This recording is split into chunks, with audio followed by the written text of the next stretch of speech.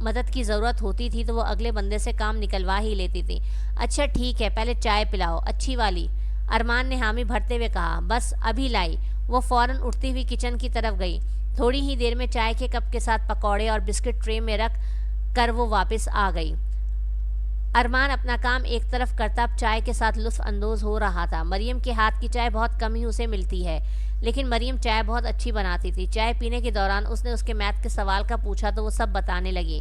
اس کی مشکل سمجھتے وہ اسے اب میتھ کے سوال کروا رہا تھا۔ دونوں پڑھائی میں اتنے مگن تھے کہ دروازے سے اندر آتی شازیہ کو دیکھا تک نہ تھا۔ وہ کافی دیر وہیں کھڑی ان دونوں کو دیکھتی رہی۔ جب صبر ختم ہو گیا تو منہ بنا کر آگے آئی۔ لگتا ہے آج بہت زیادہ ہی پڑھائی ہو رہی ہے، شازیہ نے غصے سے کہا تو مریم اور ارمان چونکے۔ ارے شازیہ، تم کب آئیں؟ ہمیں پتہ ہی نہیں چلا، مریم نے مسکراتے ہوئے کہا۔ تم دونوں اتنے بزی تھے کہ تمہیں دنیا کا ہوش ہی نہیں تھا۔ اس کا طنز ارمان سمجھ گیا، جبکہ مریم بالکل نہیں سمجھی۔ واقعی یار، میتھ کے سوال حل کرنے میں تو سب کچھ بھلائے بیٹھی تھی، اتنا وقت ہو گیا پتہ ہی نہ چلا۔ خیر تھینک یو ارمان بھائی، بہت اچھے سے سمجھایا، مجھے سمجھ میں آ گیا۔ اب میرا کل کا پیپر بہت اچھا ہوگا اور پیپر میں فل مارکس بھی آئیں گے، تو میری طرف سے آپ کو ٹریٹ پکی۔ وہ خوشی سے بولتی ہوئی چلی گئی۔ مریم کی بات سنتے ہی شازیہ کے اندر نفرت جاگ اٹھی اور اس نے طنزیہ لہجے میں پوچھا، صرف ارمان کو ٹریٹ دو گی، مجھے نہیں؟ شازیہ کی بات سن کے مریم نے اس کی بات پہ غور کیا اور پوچھا، تمہیں کس بات کی ٹریٹ دوں؟ تمہیں تو میتھس کی الف بے بھی نہیں آتی، اور ہیلپ تو بھائی نے کی ہے۔ مریم نے شازیہ کو منہ توڑ جواب دیا۔ شازیہ بولی، اور ارمان اور میں الگ تو نہیں ہیں؟ مریم نے مذاق میں کہا۔ اچھا، مجھے تو الگ الگ ہی دکھائی دیتے ہو، مذاق اڑانے والے انداز میں مریم نے کہا۔ اچھا خیر، تم ارمان بھائی سے بات کرو جس کی وجہ سے آئی ہو، میں چلتی ہوں۔ یہ کہتے ہی مریم مسکراتے ہوئے چلی گئی، جبکہ ارمان نے اپنا لیپ ٹاپ کھول لیا تھا اور اپنا کام مکمل کرنے لگا۔ وہ شازیہ کو اگنور کر گیا، جو شازیہ کو بری طرح غصہ دلا گیا۔ ارمان، مریم کتنا فضول بولتی ہے، تم کیسے مریم کو برداشت کر لیتے ہو؟ اس کے پاس بیٹھتے ہی وہ مریم کی برائی کرنے لگی۔ ارمان خاموش رہا۔ کیا بات ہے، مجھے اگنور کر رہے ہو؟ شازیہ نے شکوہ کیا۔ شازیہ، میں بہت بزی ہوں، یہ پروجیکٹ مجھے آج ہی مکمل کرنا ہے، تو پلیز۔ حد ہے ارمان، جب اتنا وقت لگا کہ مریم کو سوال کروا رہے تھے تب آپ کو یہ پروجیکٹ یاد نہیں تھا، اور اب میری دفعہ یہ آپ اس طرح کی بات کر رہے ہیں؟ ارمان غصے سے بولا۔ تم اس کے ساتھ مقابلہ کیوں کر رہی ہو؟ شازیہ، میں مقابلہ نہیں کر رہی ارمان، لیکن مجھے برا لگا ہے۔ ارمان نے مسکراتے ہوئے کہا۔ اچھا ناراض نہیں ہو، میں کام جلدی ختم کر لیتا ہوں، پھر ہم آئس کریم کھانے چلیں گے۔ شازیہ خوش ہو گئی اور بولی، میں باہر آپ کا انتظار کر رہی ہوں۔ یہ کہہ کے وہ باہر آئی تو مریم مومنہ کے ساتھ جھولے پہ بیٹھی تھی اور ان کا کزن حیدر بھی وہاں موجود تھا۔ تینوں باتیں کر رہے تھے اور ہنسی مذاق میں آوازیں ان کی کافی اونچی تھیں۔ دوسری طرف ہونے والی ساس پہ نظر گئی، جو کچن میں مصروف تھیں۔ کچھ سوچتے ہوئے شازیہ کچن کی طرف چلی گئی۔ آنٹی کوئی مدد چاہیے، میں کروا دوں؟ کب سے آپ اکیلی لگی ہوئی ہیں؟ لہجے میں محبت گھلی ہوئی تھی۔ ارے نہیں بیٹا، بس سب ہو گیا، ملازم نے کر دیا ہے، آپ چل کر باہر بیٹھیں۔ زمل خاتون نے اسے کچن سے باہر واپس بھیج دیا۔ زمل بیگم اپنے کچن کے معاملے میں بہت پوزیسو تھیں، کسی کو نہیں آنے دیتی تھیں۔ یہی وجہ تھی کہ مریم اور مومنہ بھی ان کے ہوتے ہوئے کم ہی کچن میں آتی تھیں۔ انہیں سب کام خود کرنے کا شوق تھا۔ ارے آنٹی، ہمارے ہوتے آپ کام کریں تو شرم کی بات ہے، بتائیں مجھے، میں ہیلپ کرا دوں۔ شازیہ نے پھر اپنی خدمت پیش کی۔ نہیں، سب ہو گیا، آپ باہر جائیں۔ اب کی بار زمل خاتون کا لہجہ سخت تھا۔ شازیہ نے ایک نظر زمل خاتون کو دیکھا اور چپ کر کے باہر آ گئی۔ اف، کتنا ایٹیٹیوڈ ہے، میں تو ہیلپ کروانے ہی گئی تھی، ان کے تو نخرے ہی ختم نہیں ہوتے۔ منہ میں بڑبڑاتی ہوئی وہ باہر آ گئی، جہاں پر مریم، مومنہ اور حیدر بیٹھے تھے۔ کیا باتیں ہو رہی ہیں؟ اس نے باتوں میں حصہ لینا چاہا۔ پیار محبت کی باتیں نہیں ہو رہی، جنرل باتیں کر رہے ہیں، مریم نے مذاق اڑایا تو شازیہ کا منہ بن گیا۔ مطلب اس بات کا؟ کیونکہ آپ کو تو بس دو ہی باتیں اچھی لگتی ہیں، ایک سازش کی اور ایک محبت کی، کہتے ساتھ ہی وہ زور سے ہنسی۔ مومنہ نے آنکھوں ہی آنکھوں میں مریم کو ٹوکا، اشارہ کیا کہ اپنی زبان کو کنٹرول رکھو تم، ورنہ شازیہ غصہ کرے گی۔ اتنے میں ارمان باہر آیا اور آ کے اس نے شازیہ سے کہا، چلو ہم چلیں۔ سب چونکے، کہاں جا رہے ہیں؟ مریم کے پیٹ میں بھی درد اٹھا۔ ہر بات بتانی ضروری نہیں تمہیں، اب جواب شازیہ نے دیا۔ چلیں ارمان، دیر ہو رہی ہے، بہت ہی محبت بھرے لہجے میں شازیہ نے ارمان سے کہا۔ اف، کتنی بڑی ڈرامے باز ہے، ہمارے ساتھ کیسے باتیں کر رہی تھی اور ارمان بھائی کے سامنے کیسی میٹھی بن گئی ہے۔ آخر کو منگیتر ہے، میٹھا تو بننا ہی ہے۔ وہ جا چکے تھے۔ حیدر، نے یہ باتیں بولی۔ مریم اور مومنہ بولی، اور اس کے ٹھاٹ باٹ تو دیکھو، کل کو جب یہ بھابھی بن کے ہمارے گھر میں آئے گی تو ہمارے بھائی تو ہمیں بھول ہی جائیں گے۔ مریم کو فکر ہوئی، مومنہ کی شادی کسی وجہ سے ڈیلے ہو گئی تھی، اس کا منگیتر حمزہ واپس نہیں آ سکا، اس لیے فی الحال پھپھو کی شدید خواہش پر صرف مریم کی شادی حسن سے ہو رہی تھی۔ مریم خوش نہیں تھی، گھر میں شادی کی تیاریاں شروع ہو گئی تھیں۔ مریم کے ماسٹر کے پیپرز کے بعد ہی شادی کی تاریخ رکھی گئی تھی، اور آج اس کا آخری پیپر تھا، اور آج اسے مائیوں بٹھایا گیا۔ مریم نے بہت منہ بنایا، لیکن نئے نئے کپڑے اور جیولری جب دیکھی تو اس کی اکتاہٹ خوشی میں بدل گئی، اور مزے سے بیٹھی اب دوستوں کے ساتھ مہندی لگوا رہی تھی۔ مریم کو یہ سب اچھا لگ رہا تھا، اور اس کو بہت پروٹوکول مل رہا تھا، تھوڑی گردن بھی اکڑی ہوئی تھی۔ مریم کی رخصتی کے ساتھ ہی زمان ملک کی خواہش تھی کہ مومنہ کی ناصحی ارمان کی شادی ہی ہو جاتی، کیونکہ مومنہ کے منگیتر حمزہ ملک سے باہر تھے اور ابھی اسے آنے میں 1 سال باقی تھا۔ دوسری طرف ارمان کا بھی کوئی پروجیکٹ تھا آؤٹ آف کنٹری کا، جس کے لیے اسے 1 ماہ کے لیے ملک سے باہر جانا تھا، اور اس نے ابھی شادی سے منع کر دیا تھا۔ 1 سال کے عرصے کے بعد اس نے اپنی شادی کا پلان بنایا تھا۔ زمان ملک خاموش ہو گئے تھے، وہ ان دنوں اپنے پروجیکٹ کو لے کے بہت مصروف تھا۔ گھر میں کیا کیا فنکشن ہو رہے تھے، کون آ رہا تھا، کون جا رہا تھا، اسے کسی بات سے کوئی پریشانی نہیں تھی۔ رات گئے مہندی کا فنکشن چلتا رہا، مریم نے بہت انجوائے کیا، وہ خوش تھی، اور اسے خوش دیکھ کے زمان صاحب بھی پرسکون تھے، لیکن یہ سکون ان کا صبح کے وقت ختم ہونے والا تھا، جب ان کی بہن کا بیٹا حسن مطلب مریم کا دولہا اچانک کہیں چلا گیا۔ ہر جگہ معلوم کروایا مگر حسن نہیں ملا، اور مریم دلہن بنی بیٹھی کی بیٹھی رہ گئی، لیکن بارات نہیں آئی۔ زمان صاحب کے دل کو بہت بڑا دھکا لگا۔ ادھر مریم بھی اپنا دل ٹوٹنے پہ خاموش رہی، مگر ایک آنسو نہ بہایا۔ اسی وقت زمان صاحب نے مریم اور ارمان کے نکاح کا اعلان کر دیا، جس پہ دونوں بری طرح گھبرائے، لیکن کسی ایک کی بھی زمان صاحب نے نہیں سنی، اور دونوں کا نکاح ہو گیا۔ جبکہ دوسری طرف شازیہ پر یہ بات پہاڑ کی طرح ٹوٹی۔ حسن کے کیے کی سزا شازیہ کو ملی، وہ دیوانوں کی طرح روئی، چلائی۔ بہت مشکل سے ناہید بیگم نے شازیہ کو سنبھالا۔ حسن ایسا غائب ہوا جیسے کبھی دنیا میں تھا ہی نہیں۔ تھک ہار کر حسن کے والد گھر میں داخل ہوئے تو بہت افسردہ دکھائی دیے۔ کیا ہوا زبیر صاحب، کچھ پتہ چلا؟ کہاں ہے حسن؟ ناہید سب کچھ برباد کر دیا تمہارے بیٹے نے، اپنے ساتھ ساتھ اپنی بہن کا گھر بھی بسنے سے پہلے اجاڑ دیا۔ یہ سن کر شازیہ ایک بار پھر رو رہی تھی۔ اس سے برداشت ہی نہیں ہو رہا تھا کہ ارمان اس کے علاوہ کسی اور کا ہو گیا۔ بابا بابا مجھے ارمان چاہیے، وہ روتے ہوئے بولی۔ ناہید بیگم سنبھالو اپنی بیٹی کو، اب یہ ہمیں ذلیل کروائے گی، بڑھاپے میں مجھے کسی کے سامنے منہ دکھانے کے قابل نہیں چھوڑے گی۔ وہ غصے سے بول کے باہر چلے گئے۔ شازیہ پھر رونے لگی۔ بس کرو میری بیٹی، میں کروں گی بات بھائی صاحب سے، ارمان کو تجھے دلواؤں گی، چاہے مجھے کسی بھی حد تک جانا پڑے۔ انہوں نے اپنی لاڈلی بیٹی کو تڑپتے دیکھا تو خود شازیہ کو تسلی دی۔ امی وہ میرا تھا، صرف میرا، اور وہ چڑیل مریم، اس نے ارمان کو مجھ سے چھین لیا، میں خالی ہاتھ رہ گئی، مجھے ارمان لا کے دو اماں، مجھے ارمان چاہیے، وہ روتے ہوئے ضد کر رہی تھی۔ ناہید بیگم نے اس کا ماتھا چوما اور اسے اپنے ساتھ لگا لیا، اور دل ہی دل میں آگے کی پلاننگ کرنے لگی۔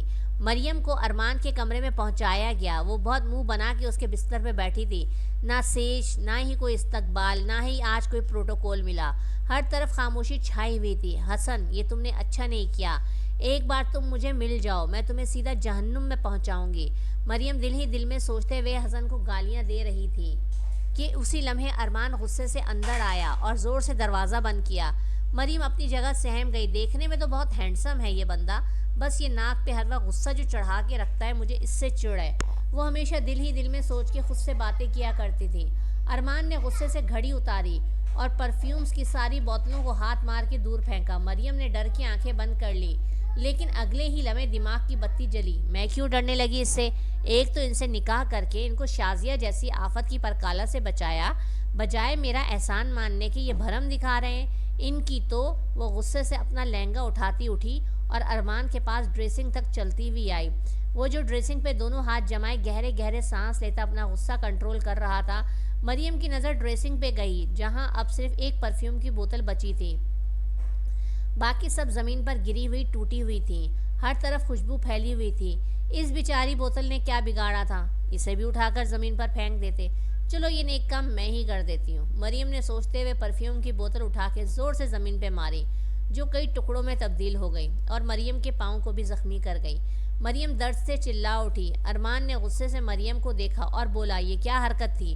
اسے پاؤں پکڑے کارپیٹ پہ بیٹھے دیکھ کر وہ غصے سے بولا، یا اللہ میرا پاؤں، اتنا بڑا کانچ، اتنا خون۔ مریم کی ڈرامے بازیاں شروع ہو چکی تھیں اور ارمان اس کی دہائی دینے پہ ضد چھوتا گھٹنوں کے بل اس کے پاس بیٹھ گیا۔ چپ ہو جاؤ، دکھاؤ ادھر اب پاؤں اپنا۔ ارمان نے اس کا پاؤں پکڑنا چاہا تو اس نے جھٹ سے پیچھے کیا۔ مریم چپ رہو، کیوں تماشا بنا رہی ہو اپنا اور میرا؟ ابھی سب آ جائیں گے۔ ارمان کے ماتھے پہ بل پڑے ہوئے تھے۔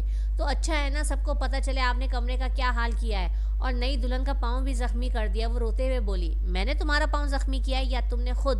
ارمان غصے سے بولا، آپ کی وجہ سے ہوا ہے تو اچھی بات ہے۔ اب وہ غصے سے کہتا باتھ روم کی طرف چلا گیا، جبکہ مریم کی آنکھوں میں آنسو بھرنے لگے۔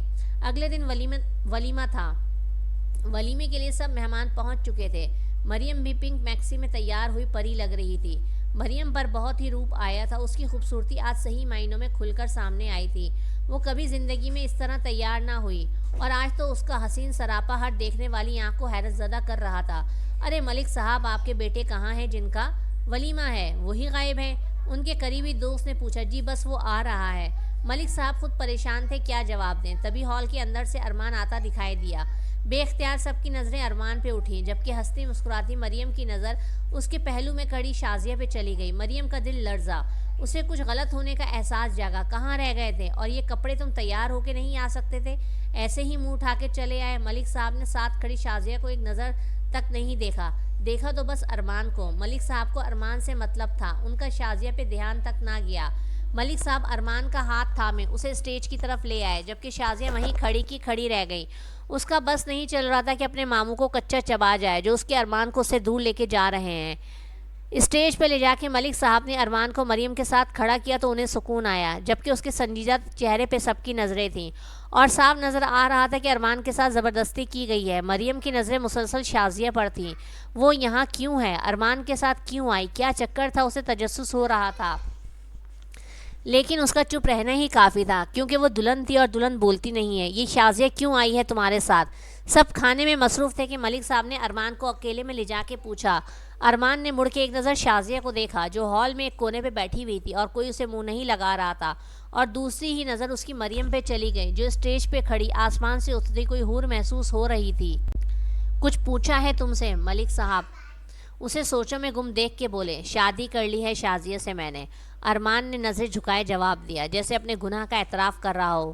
ملک صاحب تو اس کی بات سن کے حیرت زدہ ہی رہ گئے۔ کیا بکواس کر رہے ہو؟ ان کی آواز اونچی ہوئی، پھر دبی دبی آواز میں چلائے، تم ایسا کیسے کر سکتے ہو ارمان؟